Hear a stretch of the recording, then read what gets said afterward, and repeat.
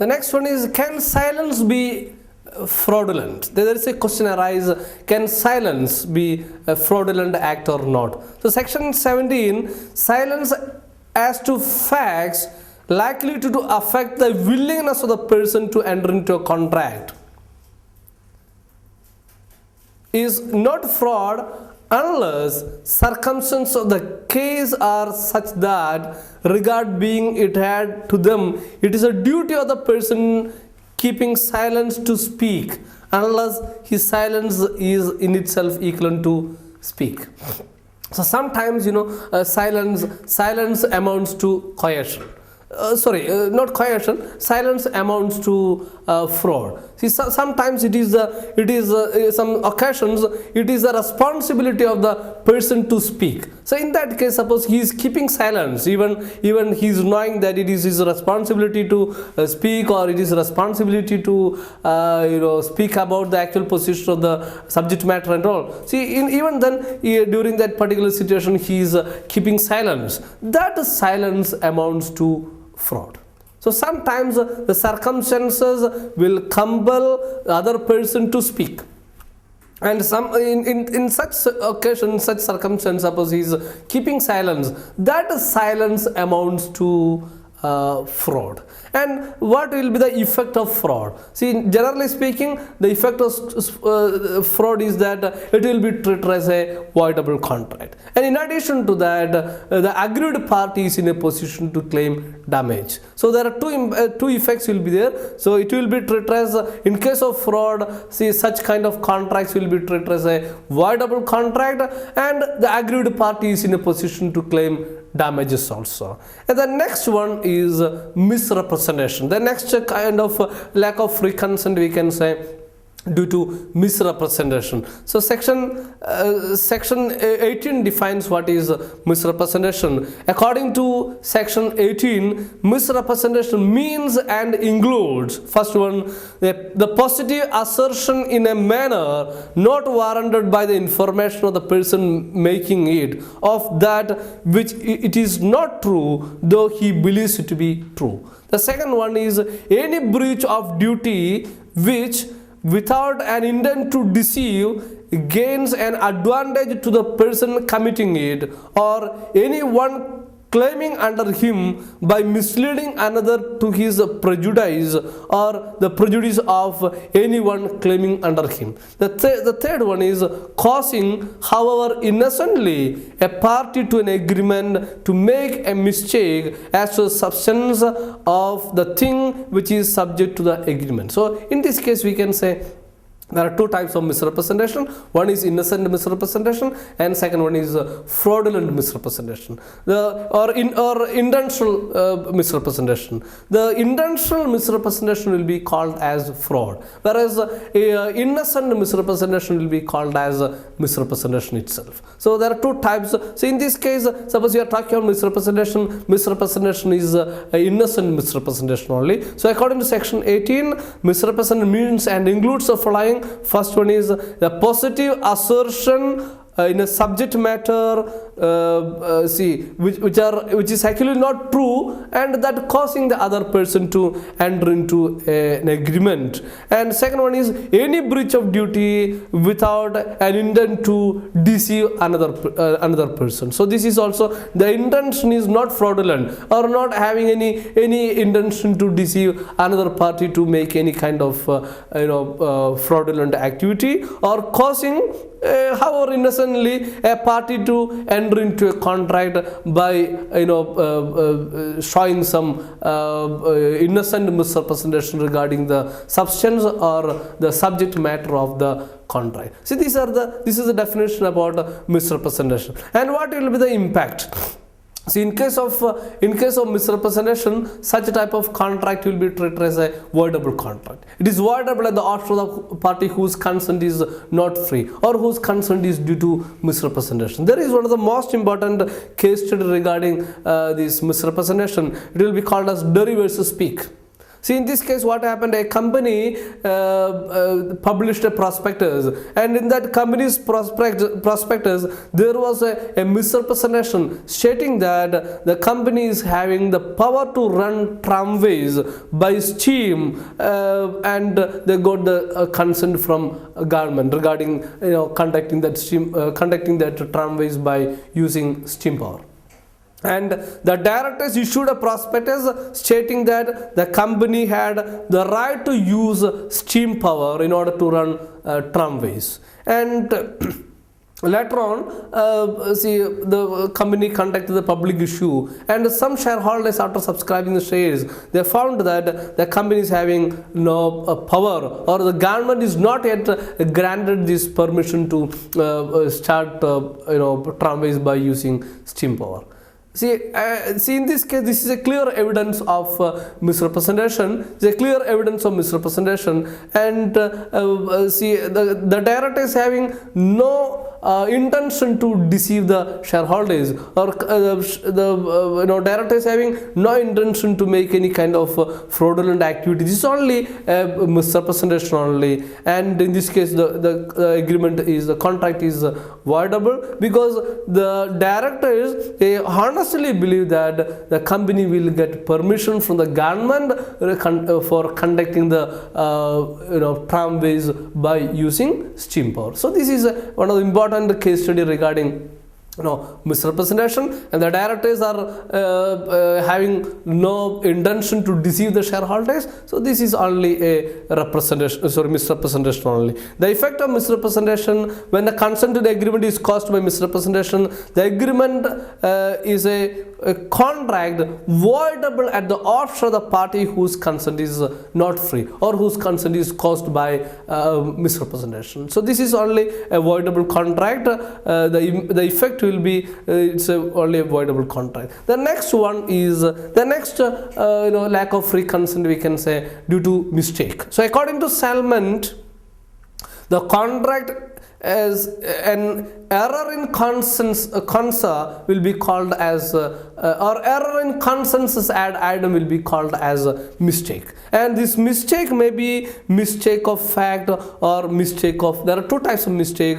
It might be mistake of law or mistake of fact. So according to Indian Contract Act, mistake may be mistake of law or mistake of fact. According to, this is in the mistake will come, this is due to error in causa or error in consensus ad item. That means there is an error in meeting the minds of the party whose meeting the minds of the parties at the same time and the same sense. So there are two types of mistake of law, mistake of fact. Mistake of law, section 21 of Indian Contract Act 1872 defines mistake of law. According to section 21, a contract is not voidable because it was caused by mistake as to any law in force in India.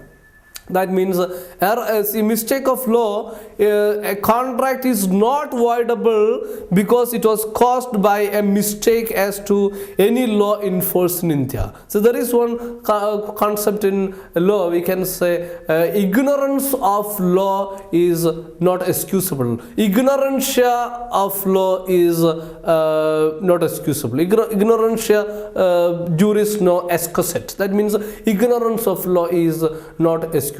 So ignorance of Indian law is not an excuse. See, as far as ignorance of foreign law is concerned, ignorance of foreign law is excusable, but ignorance of Indian law is not excusable. A contract is not voidable because it was caused by a mistake as to any law in force in India, but a mistake as to a law not in force in India has the same effect as mistake. That means ignorance of Indian law is not excusable, but ignorance of foreign law is excusable. The next one is mistake of fact. Section 20 defines what is Mistake of fact, see, where both the parties to an agreement are under a mistake as to the matter of fact essential to the agreement is void. So both the parties to an agreement are under mistake regarding the subject matter of the contract. See, such type of agreement or contract will be treated as a void agreement. So there are certain essentials of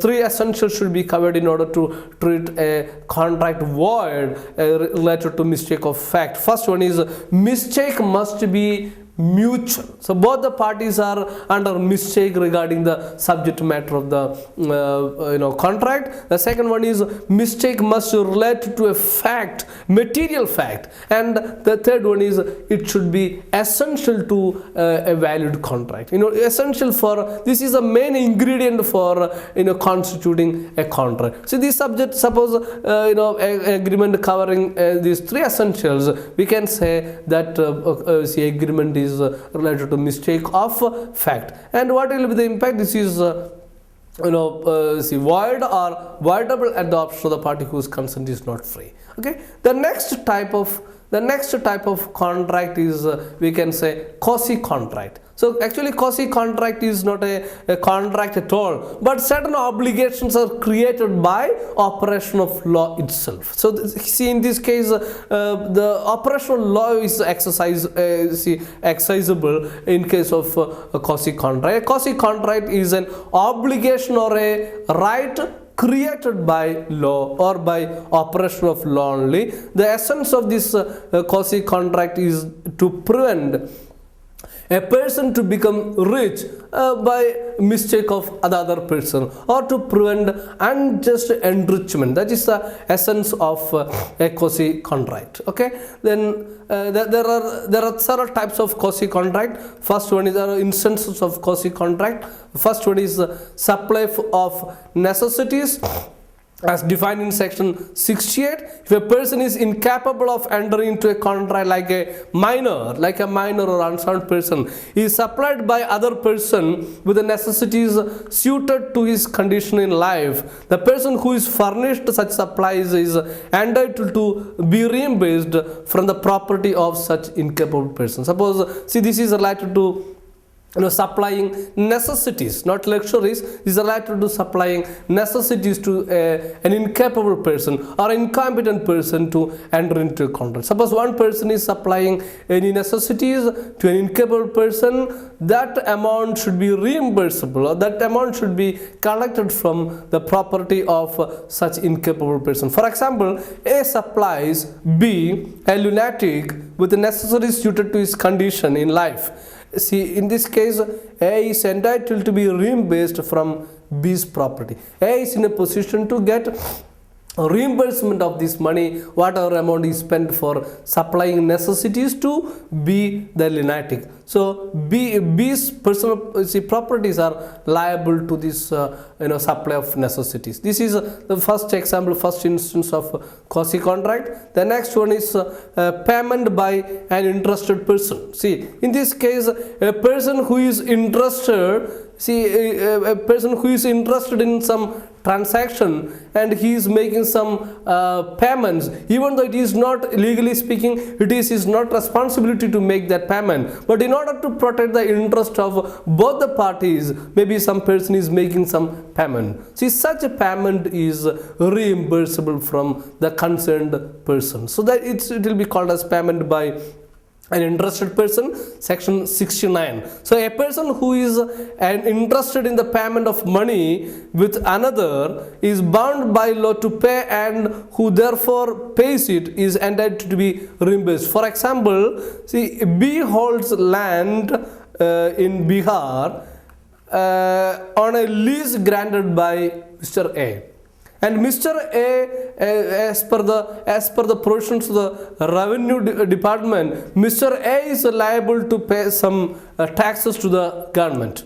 But Mr. A, he failed to make this payment to the government, and government of Bihar, they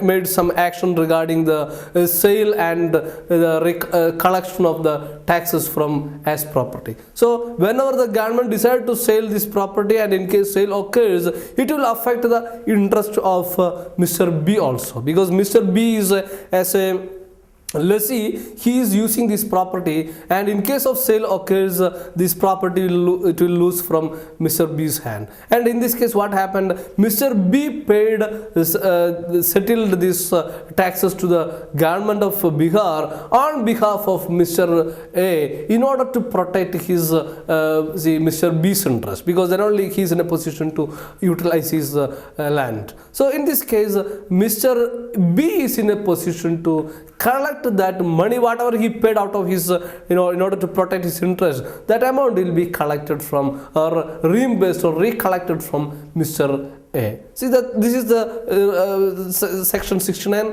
related to payment by an interested person. The third case, we can say liability to pay for a non-gratuitous act. For example, a tradesman, he leaves goods at B's house by mistake, and B treat these goods as his own, and in that case, this is Mr. B is required to pay or required to refund whatever goods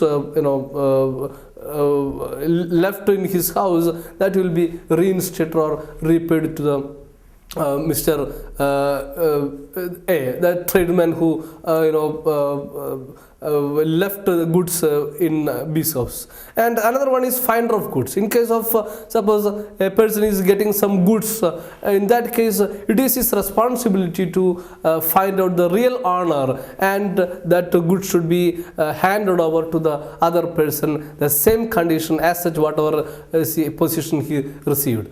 See, these are the provisions regarding the quasi contract and the mistake or coercion also. See, these are the cases in which we can say the quasi contract will come. The first case, this is related to the supply of necessities as per section 68. The second case is related to payment by interested person, section 69. The third case, we can say liability to pay for non-gratuitous act. The fourth one is finder of goods, and fifth case is mistake or coercion. See, these are the instances in which quasi contract will come. ഈ ഇത് വരുന്നില്ല.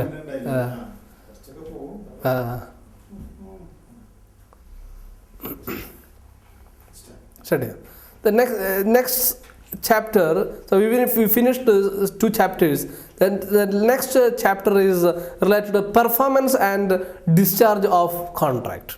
So one of the most important objective of creating creating some liabilities or creating some obligations, it's for the purpose of performing. So performance of contract is one of the most important way in which we can discharge a contract. So what do you know performance? Performance of contract refers to the fulfillment of the entire contractual obligation by both the parties involved in this contract. So whenever the parties involved in this contract are performing their respective duties as per the agreement. So such type of discharge of contract, we can say performance of contract. So performance of contract is the natural and normal mode of discharging a contract. As far as discharge of contract is concerned, the most important or normal mode of discharge of contract is by way of performance. So performance of contract means the contractual parties, the parties involved in the contract, see both the parties, both the offer and offeree are fulfilling their contractual obligations. So we can say that contract is discharged by performance. So who can demand performance? So in case of it is only the promisee who can demand performance of the promise under a contract. For the general rule is that a person cannot acquire rights under a contract to which he is not a party. So only promisee can, as far as who can accept, who can demand performance. Only the promisee can demand performance of contract. And the next one is by whom contracts must be performed. See, by the promiser himself. Sometimes the promiser himself. As far as performance is concerned, as per section 40, by the promiser himself. See, suppose we are contracting, suppose we are approaching the skill and expertise of a person. See, in that case, only the promiser himself can execute a contract. See, if it appears from the nature of the contract that it was the intention of the parties to any contract that any promise contained in it should be performed by the promiser himself, such a promiser must be performed by the promiser itself. See, sometimes in a contract, suppose we are contracting the skill, expertise, taste, etc. of a person. See, in that case, only that person can perform the contract. Sometimes in a contract, it is clearly specifying that that contract should be performed by the promiser himself, as per section 40. So in that case, only the performance can be done by only the promiser itself. See, such kind of provisions will occur whenever we are depending the skill, the personal skill, taste, etc. of a promiser. So in that case, only the promiser, the acceptance, we are ready to accept only the performance by the promiser himself. And the next one, suppose we are not depending, as far as section 37 is concerned, by the promiser's representatives. Sometimes the promiser's representatives can also perform. Suppose we are not depending the person's skill, expertise or taste of a person. See, in that case, any representative of the promiser can execute or perform that promise. Suppose we are depending the skill of a person. Suppose we are inviting one singer, well-known singer like Dr. K.J. Yesudas in a particular event in UAE. See, in that case, that performance, that contract should be performed by Dr. K.J. Yesudas only, because we are depending the skill and expertise of that singer only. In that case, any third party or any representative of this contracting party is not in a position to perform the contract, because we are not ready to satisfy the performance of the representative instead of the contracting party like Dr. K.J. Yesudas, because we are eagerly waiting for getting some songs from Yesudas only, and we are not ready to satisfy any representative of that particular person. And sometimes we are not depending the personal skill and expertise of a person. See, in that case, we are ready to satisfy. We legally speaking, we can execute that contract with the representative of the original promiser. See, this is a legal provision regarding the execution of contract sometimes by the promiser himself, and sometimes even third party, his representative also can execute. See, suppose we are depending the skill and expertise of a specific person. See, in that case, only that specific person can execute the contract. And suppose there is no personal skill or expertise, see, in that case, we are ready to satisfy the performance of the contract by the legal representative of or the representative of or third party or representative of the promiser himself. The next one is devolution of joint rights and joint liabilities in case of joint promises. This is related to the joint promises and the performance of the contract. When two or more parties are making a promise, joint promise, see in that case some question arises, who will perform? Either one person can perform or jointly perform. So all promises must jointly fulfill the promise. In this case, all promises must jointly, in case of joint agreement or joint liabilities occurs, so all the promises must jointly perform the promise. And in case suppose one person perform the ender obligation or even on behalf of the other promises, so in that case the person who fulfill the ender obligation, he is in a position to collect the contributions from other promises. So that means the liability may be joined, similarly joined and several also. See, severally, independently or individually also they are liable, and even a single person settling or performing the promise on behalf of the entire promises. See, after settling that promise or performing the promise, he is in a position to collect the contributions from other partners or other promises also. So this is the provision regarding the joint promises. The next one is the time and place for performance. Time and place for performance. So it should be, the performance should be within a reasonable period of time. Unless and otherwise it is clearly mentioned the place and time of performance. The performance, according to section 46, the performance of the contract should be within a reasonable period or reasonable time. Within a reasonable period of time, that particular performance should be provided. Unless and otherwise the exact time and place of performance is not provided, it should be provided, executed or performed within a reasonable period of time.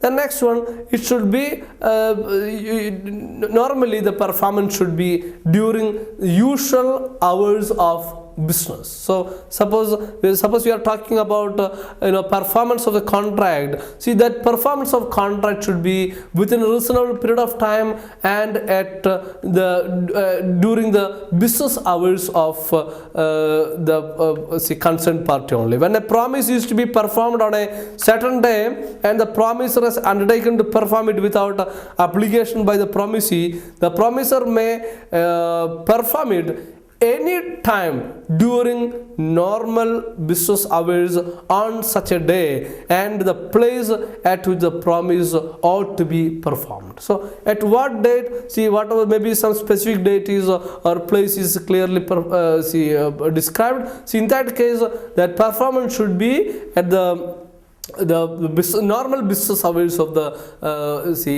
concerned parties and at a reasonable period of time, or within a what we can say the stipulated period of time and stipulated place only. So these are the provisions regarding the execution of the contract, execution of the performance of the contract regarding time and place. The next one is discharge. The next important